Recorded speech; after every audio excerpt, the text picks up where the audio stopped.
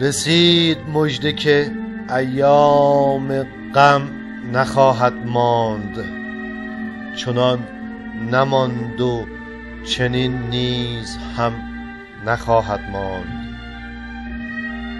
سرود مجلس جمشید گفتند این بود که جام باده بیاور که جم نخواهد ماند. چه جای شکر و شکایت ز نقش نیک و بد است، چو بر صحیفه هستی رقم نخواهد ماند. بر این رواق زبرجد نوشتند به زر که جز نکویی اهل کرم نخواهد ماند. توانگرا دل درویش خود به دست آور که مخزن زر و گنج درم نخواهد ماند.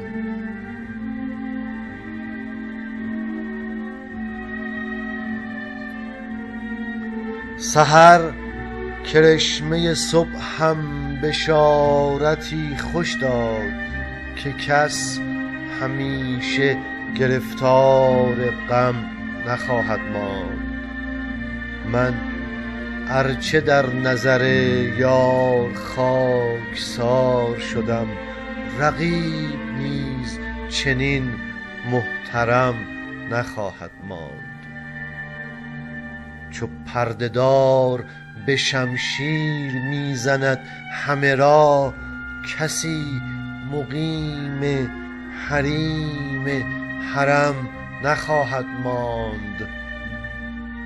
غنیمتی شمر ای شمع وصل پروانه که این معامله تا صبحدم نخواهد ماند.